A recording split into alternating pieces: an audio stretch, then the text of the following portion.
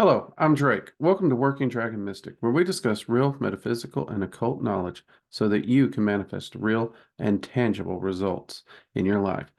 And today we're going to start a new series on the Kabbalistic angels and some of the things I've learned about them over the years and give you a general, very basic introduction to these angels that are, in my mind, wonderful to work with. And perhaps you'll consider giving them a try too. Um, these entities do have names that are a little slightly harder to pronounce, at least for me. Um, but I will try to make sure the pronunciation is up as well so that you can see it. I'll put up the way the name is spelled, which you can also see in the title of the video, and then I'll put up the pronunciation version of it. So let's get started with the first Kabbalistic angel. Which I have always heard it pronounced Vehuiah or Vehuiah. That's how Vehuiah. Um, so let's go ahead and get that up here as I say it, Vehuiah. If you see how it's broke up there, Vehuiah. That's how I pronounce it. So if you have a different pronunciation, great. This is how I've always pronounced this particular one. Now, these angels are broke up into choirs and categories. Vehuiah's choir is the seraphim, so he belongs to the highest order of angels within this tradition, which is the seraphim. The divine name of this choir is, and I'll put this up here too in case I mispronounce it, Ahaya, Ehai. Mm, I do apologize. Um, I'm going to try and work on my pronunciation as we do these videos. But yeah, there it is. The ruling planet for this angel is what in the Kabbalic tradition is referred to as the primum mobile. Um, and for those wondering how the frick you might spell that, I'll make sure that's here. We're going to be putting a lot of words on the video for this one, aren't we? Uh, I've heard it pronounced premium or primum. I think it's primum because premium, it's not premium. I'm sorry, I just can't see premium in it. But some people will pronounce it that well. Some people shorten it to prime mobile. I've heard that too. But primum is what I've always was told to use. So that's what I use. And if I'm mispronouncing it again, I apologize. What is a premium mobile? Because we don't have a planet out there, do we? At least not that I know of. There might be. Um, it's not a planet in the traditional sense. When we're working with these entities and we talk about ruling planets, we have to separate the ruling planetary energy from the rock in our solar system. Okay. So don't think of the location of the rock that in our solar system. Okay. That's a tricky one for a lot of people. But in basic terms, the premium mobile is the source. It's the beginning of all things. Some people might refer to this as divine source or something like that. It is source. It's where everything starts. It's where everything begins. It's that source of all. Um, it would be the ruling planet of the seraphim and thus this angel as well. If you do enjoy occult content like this, do consider hitting that subscribe button and turning on notifications so you're notified anytime we release a new video or new content or go live. Also, below you'll find a link to our Working Dragon Mystic layer over on Locals. It is for where we put all of our supporter-only content for those who support us and the content we create and the work we are doing trying to get this content out to more people. So consider hopping over there and supporting us. And also check us out at workingdragonmystic.com. Over there, you can find the online school as well as a link to the locals community as well. Okay, so moving on though. If you're going to work with an entity, by and large, you need to know what that entity is known to be good at, okay? I've always said that entities are more than the bullet points that people give them, and they are. But it does help when you're looking for an entity to work with. What are they particularly good at? Now, what I have found working with this particular angel and talking with other magicians, the first thing that this angel has really been good at is overcoming obstacles. Um, to persevere when an undertaking or a task becomes difficult, hard, you're feeling like giving up, this angel can really help lift you up and help you overcome those obstacles and really motivate you. You'll find him very, very helpful in those tasks. Me personally, I have turned to this angel a lot of times where I feel I've hit a brick wall, I've come to a dead end, and overcoming this particular obstacle, in truth, seemed impossible to me. And from there, when I worked with this angel, not only did they give me the mindset, the upliftum, the optimism to continue, but they also help me work through and actually overcome that obstacle directly by breaking it into smaller pieces or finding that one thing that I wasn't seeing that allowed me to very easily overcome that obstacle. Or sometimes it took a little work, but they definitely worked as a big motivator the whole time I was working. So they brought me out of that point where I had um, found it to be impossible. Okay, so the next thing is to aid in empowering your willpower. This this is big, this is helpful.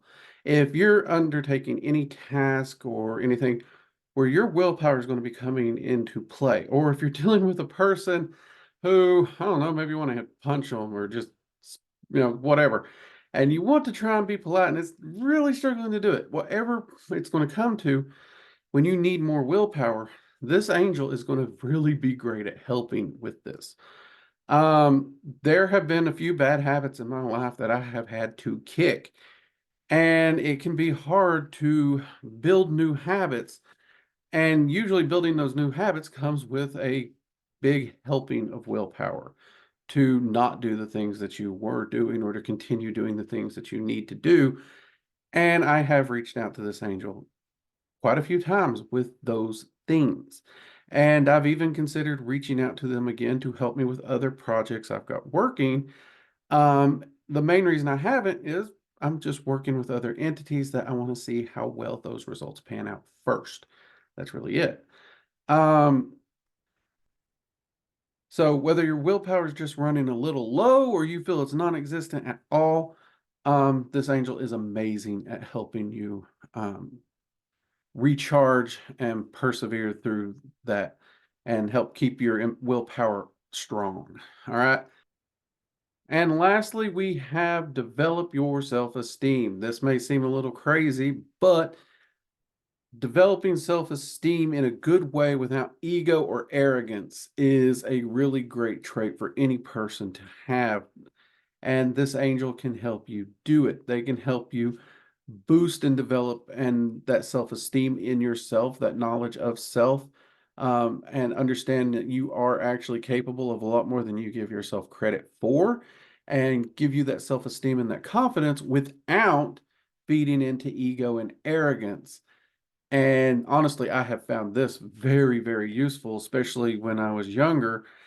And along with this, they can also help you to how would you put it? They can help others see that self-esteem you're developing easier, which actually kind of creates a nice little feedback loop, because as you're developing that self-esteem in the self, there is something to be said that when other people see it as well, not just you, that also helps you to stay on that road and continue to progress.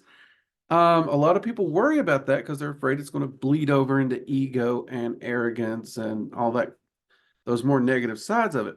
But the beauty of working with angels is they purposely temper things against that. And this is going to help you make sure you don't slip over into those and just develop a good quality of self-esteem and have those around you actually see the differences of your development. And that can help you in a lot of areas of your life. Okay. Now, next we have the sigil. Now, most people, when we talk about sigils, they're used to seeing a little circle. It's got a little thing in there. Angelic sigils are usually very, very different. Some of them you will find in those circles.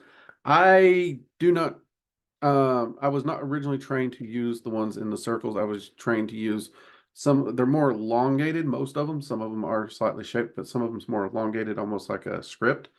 So these sigils are going to run the gamut, but you're not going to see a circle around any of these particular sigils. All right.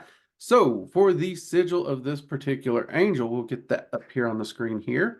Now here you can see this is very, it looks like script. I've heard some people say it even looks almost like music notes laid out. I I guess I can kind of see where the circles are. It almost might look like a music note on sheet music, but to me, it does. It looks like a form of script or lettering of some kind that makes out this particular sigil. Honestly, this is the one that I use for myself. This, I actually have the image. I made it on a computer for the video, but do feel free to freehand this. It does not have to be perfect. I just wanted to make sure it shows up good without me having to hold a piece of paper up and make sure it's the right way or not. This way it's just up on the screen for you. But there you go. Very simple and straightforward in my mind. Now, a lot of people, when I was doing the videos on the Goetia, which we're still doing those videos, always wanted the uns. Well, uns are a form of incantation that are used. And you do see these in a lot of practices and traditions. Now, technically, they're not uns here. A lot of people would get upset if you called them uns. I wouldn't. But it is a incantation to help you contact and work with the entity. It's the same basic concept. However, in these particular angels, the incantations actually are pulled from Psalms from the Bible. Now, everyone out there is going to know that there's many translations and varieties of the Bible from the Hebrew Bible, the King James, the New King James, the International Version, all those things. So I'm honestly going to give the Psalms are the ones that I use the most. That's the best way I can do it. Now, this particular incantation to work with this spirit is Psalms 3:3. Okay, I'll put this on the screen there. Psalms 3:3, which will read out, Lord, art a shield for me, my glory, and thy lifter up of my head. So you would repeat that over and over. Lord, art a shield for me, my glory, and the lifter up of my head. Lord, art a shield for me, my glory, and the lifter up of my head. Okay? Now, do you have to say this perfect every time? No, you can stumble over it. The point is you want to be pulling on this. Because if you look at this psalm, more often than not, in fact, possibly every time, it's going to be fun for me to actually explore this a little, but the Psalms have a very direct reference to where the angels tend to work. This angel is helping us build our self-confidence. It's helping us to increase our willpower to keep going. It's helping us to overcome obstacles that have confronted us. Think about that. Think about it. The angel operating as a shield and one who lifts you up to help you see your way forward through the hard times. That is very much what this psalm is saying. And that is the energy that the psalm is tapping into, which is what the angel themselves focus on. That's one of the things I've really found fascinating about working with these angels. You can dive into the psalms that the incantation's about, and you can work with the angel. And sometimes it's harder than others, but other times it's pretty clear, like this one, where you can see a direct connection and correlation. And I always have found that personally kind of cool. So now with that, my experience with this particular angel, honestly, I have enjoyed working with this angel. Every time I've reached out to them, every time I've worked with them, they have been very pleasant. They have been very direct. I will say they're stern when they help, but not in like a abrasive sternness. It's like that comforting, supportive sternness, if that makes any sense. I've always found this particular angel to be um really reassuring. It's like even though what they say with a sternness and a confidence and almost an authority, it's an authority of them believing in you that really helps you believe in you too. It's a hard one to explain, but I've always really loved working with this angel. And I probably should work with them a lot more, to be honest with you. I'm not gonna lie. I don't, many of you know I'm off and on when I work with angels, but when I do, these angels are some of my favorites to work with. And now, appearance, a lot of people want to get into appearance of entities. Weirdly, angels are a harder one to get into because if you read the biblical ideals of angels, they're usually balls of fire, many eyes, wings. They almost look monstrous, which makes sense if you look at historical texts, because anytime one supposedly shows up, they're the phrase is usually "fear not," and they have to tell you not to be afraid of them. So we don't really see a lot of text describing them in a humanoid look. And they can appear humanoid. They can appear with or without wings. This particular one, usually when I see and encounter this one, it's usually some kind of whitish to indigo-ish shape of light, or they will take on a more humanoid form, usually with robes and sometimes with or without wings. It's very malleable, really. It's angels don't seem to have a set of an appearance as other entities we've come to know. And for me, that's okay. I don't mind it a bit. But I'd say more often than not, thinking back, oh, probably that kind of sagey, not bearded grandfather, but that kind, supportive grandparent is kind of how this particular angel's always come around to me. I've heard other people say they've come very young to them. And what I've noticed with angels is their appearance is going to come in a way that's going to be what you need most, not what's going to comfort you or not what's going to scare you, but it's that which you need most, that which you connect with most. That way, whatever it is you're calling them for, they're going to be able to help you to the maximum part of their abilities by in their appearance. So yeah. I would highly recommend if you are interested in beginning your work with angels, check out our contacting entities um, video and give it a shot. Reach out to this particular angel and see what you think. I think you'll enjoy working with them, especially if any of these things that were listed in their area of specialty is something you need in your life. And to be honest with you, I think we all have obstacles. We all could use a boost in our willpower. And I don't know anyone who couldn't use a little authentic, genuine self-esteem and belief in self. I really don't. So honestly, I think everyone could benefit from a little time spent with this particular angel. All right. All right. I hope you enjoy the video. Hope you are looking forward to pursuing these angels as we go through the series. And be sure to check us out again over at our locals if you're interested in supporting the channel. Over there, our supporters get supporter-only live streams, supporter-only content videos, and supporter-only updates, early access to classes at the online school, as well as we do have live streamed workshops over there that are for the supporters only, and they get access to those no additional charge just for supporting the channel. We are trying to reach a goal of getting enough paid supporters to, I guess you'd say, level us up, move us up in a tier over on the local site. That way we can offer more and more content to the supporters and also free ourselves from demonetization risks that come with social media in general. So we'd love your support and help with those goals as well. Now, at the time of filming this, it is just before Christmas. By the time this releases, it's probably just after Christmas. I hope you had a wonderful holiday, and I hope you have a wonderful New Year's. And until next time, take care. Goodbye.